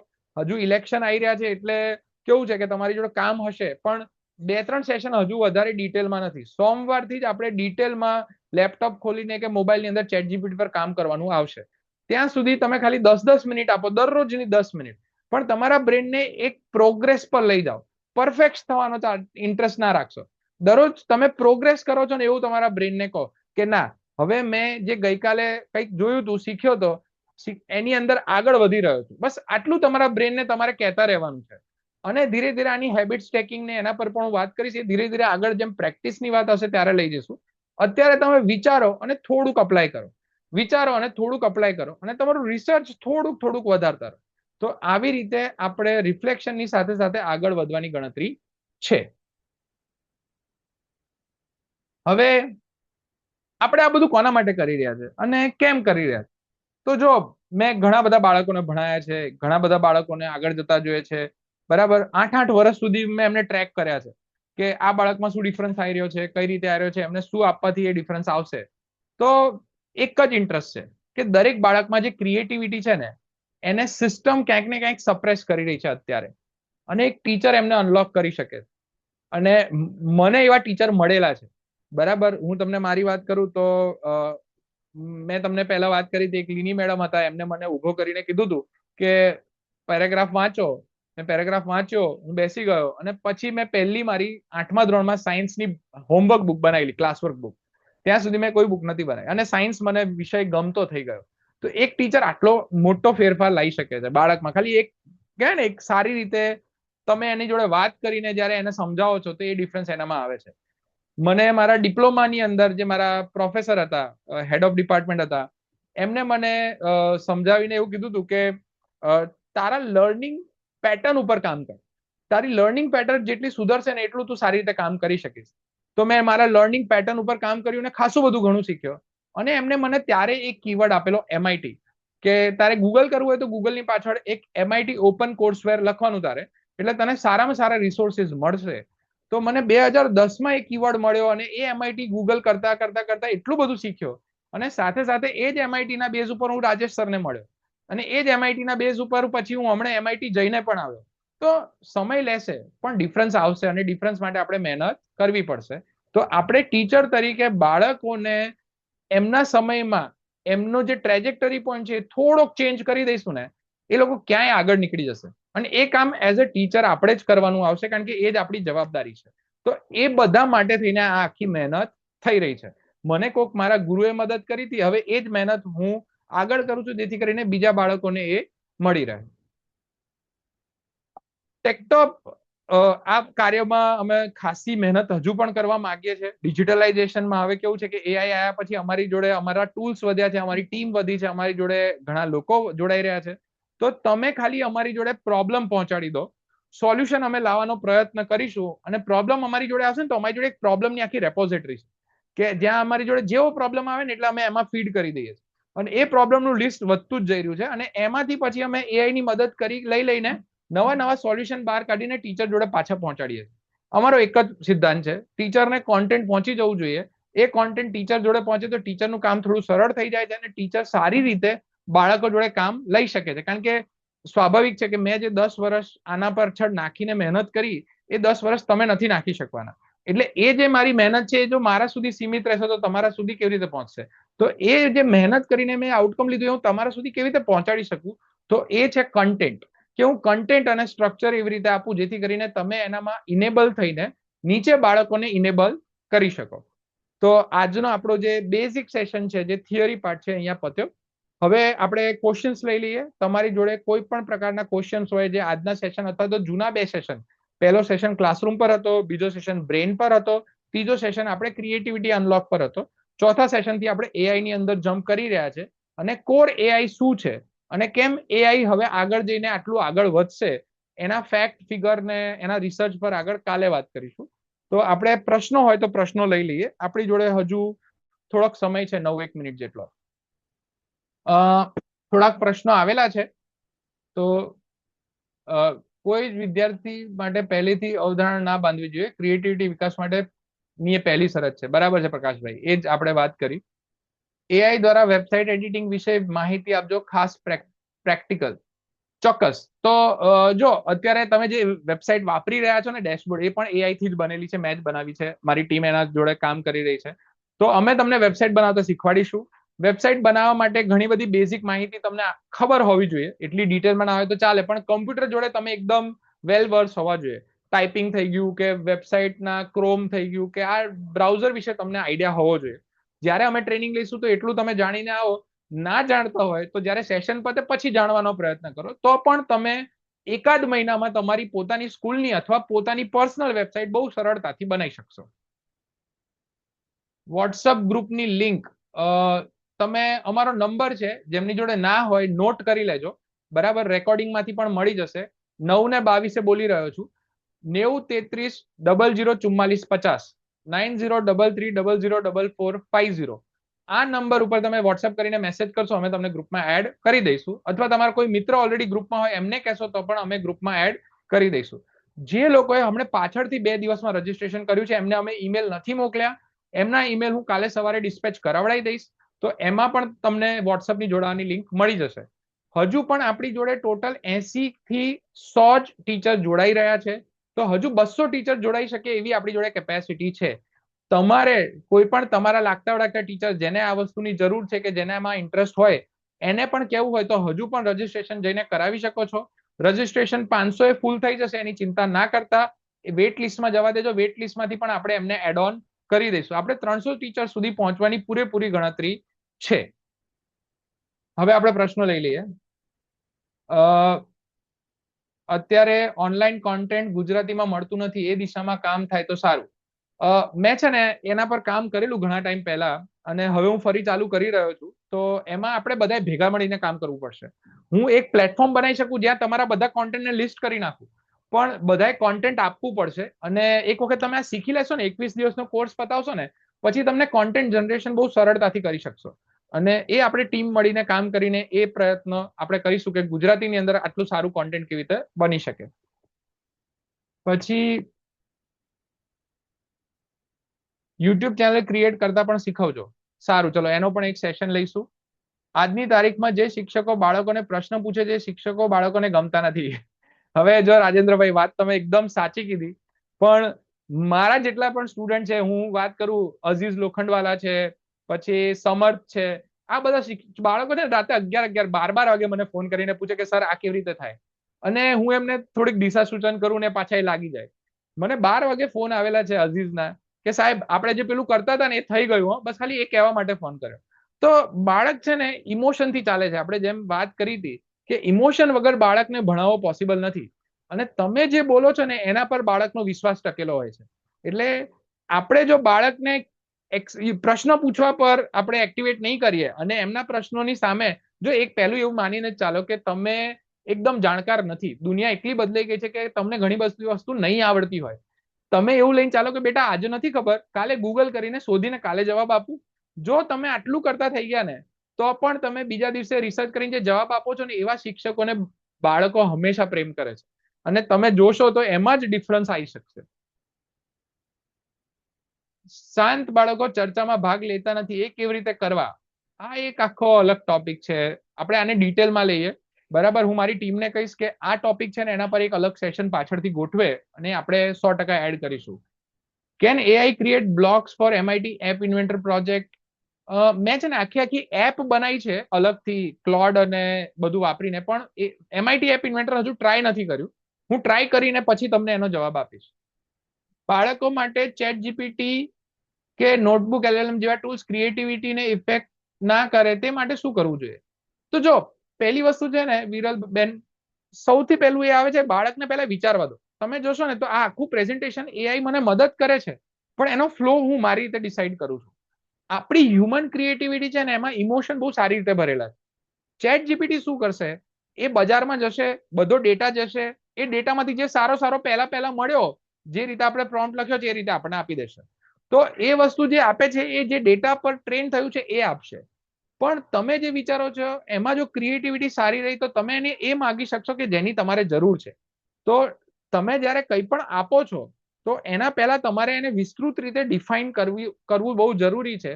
એ જ વસ્તુ સમજાવવા માટે હું આ કોગ્નિટિવ એબિલિટી કે કોગ્નિટિવ ઇન્ટેલિજન્સને પહેલા લઈ રહ્યો છું અને એઆઈ ની અંદર એના પર સૌથી વધારે ભાર મૂકી રહ્યો છું કે આપણા બ્રેનમાં ક્રિએટિવિટી હશે ને તો જ એઆઈ વાપરી શકીશું. એઆઈ વાપરીને હોમવર્ક થઈ જશે, એસાઇનમેન્ટ થઈ જશે, પરીક્ષા પણ પાસ થઈ જશે, પણ બ્રેન ખુલશે નહીં તો શું થશે? 30-40 વર્ષે બ્રેન પતી જશે. તો એ જ વસ્તુ ના થાય એના માટે થઈને આટલા બધા શિક્ષકોને અને બાળકો સુધી એવી પેટર્ન પહોંચે કે જેનાથી ક્રિએટિવિટી ઓપન થતી જ જાય અને તમે જેમ જેમ સમય જાય એમ ક્રિએટિવિટી વધતી જાય. એ ડેવલપ કરવા માટે જ આપણે વાપરીશું, પણ ટૂલ વાપરીશું, પણ એ ટૂલથી ક્રિએટિવિટી વધવી જોઈએ નહીં કે ઘટવી જોઈએ. એના પર જ આપણી ચર્ચા ચાલે છે. યોગેશભાઈ, જે ટૂલ છે એ ટૂલ જ છે. તમે એ ટૂલને કેવી રીતે વાપરો છો એના પર છે, પણ બાળકને તમે કયા પ્રશ્નો પૂછો છો અને બાળક એ પ્રશ્નો પરથી ટૂલ કેવી રીતે વાપરે છે એના પરથી આપણે એમની ક્રિએટિવિટી વધારી શકાય.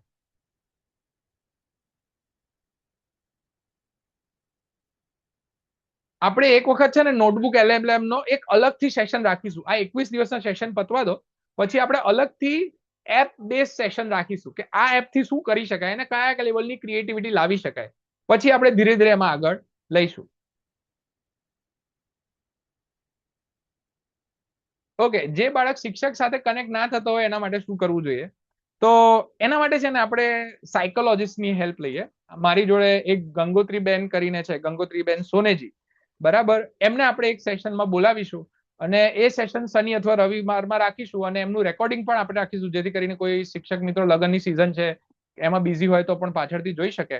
તો એ આપણે પાછળથી ગોઠવીએ કે બાળકને એન્ગેજ કરવા માટે શું કરી શકાય અને એમાં આપણે કઈ કઈ વસ્તુ એડ ઓન થઈ શકે છે.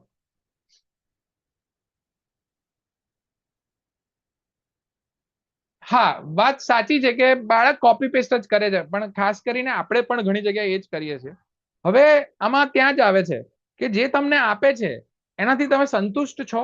જો સમજો કે ઇનોવેશન કે નવીનીકરણ જે છે એ ક્યારે આવે, તો હું તમને એસી ની વાત કરું. અત્યારે ગરમી ચાલે છે ને, તો બહુ રસપ્રદ વાત છે. હું મારા સર જોડે, રાજેશ સર જોડે હતો, 2 મહિના હું યુએસ હતો એમની જોડે, ફેબ્રુઆરી ને માર્ચ. તો અમારી બહુ બધી ચર્ચા થતી, અમારી બહુ બધી વાતો થતી અને અમે અત્યારે એક આખી સિરીઝ બહાર પાડવાના છીએ જેની અંદર અમે language of thinking, language of innovation, language of design, આના પર આખું એક મસ્ત ચર્ચાનું કામ કર્યું. ત્યારે એક વાત આવી એટલે મેં કીધું સર કે ઇનોવેશન કેવી રીતે આવે, ઇન્વેન્શન કેવી રીતે આવે ને એ ચેન્જ કેવી રીતે થાય છે અલગ અલગ જગ્યાએ, એનું કનેક્ટિવિટી શું? તો એમને મને ત્યારે મસ્ત વસ્તુ કીધી. તો જે વસ્તુ કીધી હું રિપીટ કરું. એમને મને એવું કીધું કે સૌ પ્રથમ જે એસી હતું ને, એસી એર કન્ડિશન, એ ક્યાં બન્યું હતું? તો કે પ્રિન્ટિંગ ફેક્ટરીઝ હતી કે જ્યાં પ્રિન્ટ થતી હતી, એની ડાય ફટાફટ સુકાઈ જાય, એનું મોઇશ્ચર ફટાફટ નીકળી જાય, એના માટે એસી બન્યા હતા. સમજવાનો પ્રયત્ન કરજો. એસી પ્રિન્ટિંગ ની અંદર ડાય સુકવવા માટે બન્યા હતા. હવે એ એસી ને જોઈને થિયેટર ની અંદર કે જ્યારે ઉનાળો હોય ત્યારે થિયેટરની અંદર લોકો ઓછા આવતા, કારણ કે ગરમી બહુ રહે, ક્લોઝ કમ્પાર્ટમેન્ટ છે. તો એ વસ્તુને અડેપ્ટ કરવા માટે થિયેટર વાળા એ ટેકનોલોજીને સ્કેલ કરીને એમને થિયેટરમાં ફિટ કરી અને થિયેટરમાં એસી લગાયા, જેથી કરીને વધારે લોકો થિયેટરમાં ગરમીમાં આવી શકે અને એમનો ધંધો વધી શકે. એ ઠંડકને જોઈને એ થિયેટરના એસી ઘર સુધી પહોંચ્યા. તો હવે તમે વિચાર કરો કે ટેકનોલોજી ક્યાંથી ક્યાં ગઈ. તો આવી રીતે તમારે જે ક્રિએટિવિટી સાથે વિચારવાનું છે કે જે રીતે ટેકનોલોજી ટ્રાન્સફર થાય છે, કે એક જગ્યાએથી બીજા ઉપયોગમાં જાય છે, તો આ જ રીતે આપણે પણ ક્યાંક ને ક્યાંક બાળકોને જ્યારે એમને રસ લેવાનો હોય ને, તો આવા એક્ઝામ્પલ શોધવા પડશે. મારી જોડે જેટલા છે એટલા હું એડ કરવાનો છું ધીરે ધીરે. પણ આવા એક્ઝામ્પલ સાથે જ્યારે તમે વાત કરશો ને, બાળક જોડાશે જોડાશે ને જોડાશે જ. કેમ કે એને આજ મેં તમને ગઈકાલે વાત કરી હતી કે બ્રેનને શું જોઈએ? નવી પેટર્ન, નવું થિંકિંગ, નવા વિચાર, અલગ રીત. આ તમારે ભેગું કરવાનું છે. અને જેમ જેમ ભેગું કરશો, હજુ તો મારે 21 દિવસ બોલવાનું છે. 21 દિવસ માટે થઈને તમે સમજો, તમે બધા શિક્ષકો છો, આટલી બધી ટ્રેનિંગ થયેલી છે, તો મારે કયા લેવલની પ્રેક્ટિસ કરવી પડતી હશે? તો એ પ્રેક્ટિસ તમારે પણ એ લેવલે કરવી પડશે. તમારા જોડે તો એ જ બાળકો છે, નવા છે, પણ તમે આટલા અનુભવ સાથે છો ને મારે એ લેવલે પ્રિપેર થવું પડે. ઘણી વખત મને એવું થાય કે આજનો સેશન આ લેવલે લઈ જવા માટે મારે કયા એક્ઝામ્પલ એડ કરવા, અને એમાં બહુ જ વાર લાગે છે. એઆઈ તરત નથી આપતું, બરાબર? તો મારે એ મારા અનુભવ, મારા વિચાર બધાને લાઈને ભેગું કરીને પીરસવું પડે છે, ત્યારે જઈને એંગેજમેન્ટ આ લેવલ પર લઈ જઈ શકાય. તો આ રીતે તમારે પણ મહેનત કરવી પડશે, અને એ મહેનતની અંદર ક્રિએટિવિટી જ આનો રસ્તો છે, અને ધીરે ધીરે અનલોક થશે. પણ દરરોજ કરવી પડશે, પ્રોગ્રેસ દરરોજ લેવો પડશે.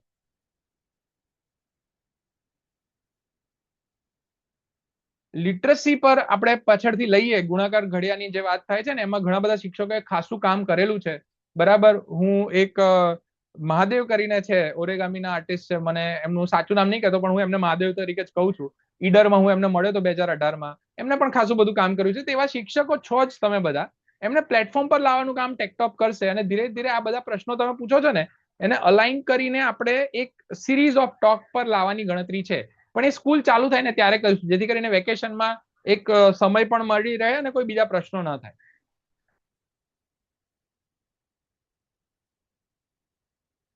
જો કામચોરીનો જે પ્રશ્ન છે, આપણો સમય થઈ ગયો છે, આપણે લાસ્ટ પ્રશ્ન લઈ લઈએ, બરાબર? અને પછી આગળ જઈએ, અને બાકીના પ્રશ્નો કાલે સેશનમાં લઈશું.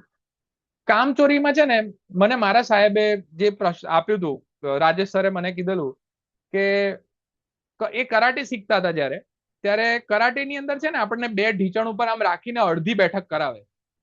હવે એ અડધી બેઠક કર્યા પછી શિક્ષક જતો રહે અને જે સ્ટુડન્ટ છે એ ઊભો થઈ જાય, તેમાં નુકસાન કોનું? આ તમે બાળકોને કહી શકો. જો સ્ટુડન્ટ ઊભો થઈ જાય છે, તો એમાં શિક્ષકનું કોઈ નુકસાન હોતું નથી. તમારે જ્યારે પણ આ રીતે કેવું છે, સ્ટોરી ટેલિંગનો સહારો લેવો પડશે. તો એ જે તમે બાળકને સમજાવશો કે આમાં નુકસાન તારું પોતાનું જ છે, અમારું નથી, અને જ્યારે એને સમજાશે ત્યારે ક્યારે કામચોરી નહીં કરે. અત્યારે પણ જો કામચોરી આપણે આપણી જોડે જ કરીએ છીએ, આજે આપણે ક્રિએટિવ નથી બનતા, તો આપણે પણ કામચોરી કરીએ છીએ. એમ બાળક પણ કામચોરી કરે જ છે, બરાબર? તો એ કામચોરી ક્યારે અટકે છે? જ્યારે સેલ્ફ અવેરનેસ, ડેનિયલ ગોલમેન કહે છે કે તમે સેલ્ફ અવેર છો કે તમારે આની જરૂર છે, તો તમે એની અંદર 100% આપી શકશો. લોકો તમને કરાવવા માંગે છે તો કોઈ દિવસ તમે નહીં આપી શકો. તો તમે તમારી જરૂર છે ને એને પહેલા તમારા માઇન્ડના એક ક્લિયર પિક્ચર બનાવી દો કે આ તમારી જરૂર છે. મારી આ જરૂર છે કે આ દેશની અંદર બાળકો આ લેવલે ક્રિએટિવ બને. કેમ? મને મળ્યું છે, હું અહીંથી અહીંયા સુધી પહોંચ્યો છું, તો એ આટલું હું કરી શક્યો, તો આ બાળકો કેમ ના કરી શકે? આ મારો પોઈન્ટ છે. અને એને આગળ લઈ જવા માટે જ આ બધા પ્રયત્નો છે, કે હું ટેકટોપની અંદર ગયો તો આટલું બધું મારામાં આવ્યું અને હું આટલો ડેવલપ થઈ શક્યો, તો હવે આ બધા બાળકો કેમ નહીં? તો આવી રીતે તમે એક કહેવાય ને કે મારા માટે એક રસ્તો છો કે તમે બાળકો સુધી પહોંચાડી શકો છો. અને આ ટીચિંગ છે એ મારા પૂરતું લિમિટેડ નથી કે હું ગજવામાં લઈને ફરીશ તો કંઈ થવાનું નથી. હું તમને આપીશ, તમે મને 10 પ્રશ્નો પૂછો ને નવી વસ્તુ બહાર આવશે. તો એવી રીતે આપણે આનો પણ એ જ પ્રશ્ન છે કે કામચોરીની અંદર આપણે નથી કરવાની, બાળકને નથી કરવા દેવાની, પણ એ ક્યારે થશે? એના મગજમાં 100% ક્લિયર પિક્ચર હશે કે આ હું મારા માટે કરી રહ્યો છું, પોતાના અવેરનેસ માટે કરી રહ્યો છું, તો જ કામચોરી નહીં હોય. બાકી જ્યાં પણ આપણે બીજા માટે કામ કરીએ છીએ, કામચોરી હોય છે. જેમ કે નોકરી અને ધંધો. ધંધાની અંદર આપણે કામચોરી નથી કરતા, નોકરીમાં કરતા હોઈએ છીએ. તો આ ડિફરન્સ કેમ છે? કારણ કે એ બીજા માટે છે ને ધંધો આપણો છે. તો તમારે એ ડિફાઇન કરવા માટે આવા સ્ટોરીના બેઝ લેવા પડશે અને પછી તમારે એની અંદર તમારા બાળકને આગળ સમજાવવું પડશે. તો આજે આપણે અહીંયા સુધી રાખીએ અને બીજા પ્રશ્નો છે અમે ચેટમાંથી લઈને પાછળથી અમે તમને કાલે લઈશું અને આગળ વધીશું. ધન્યવાદ.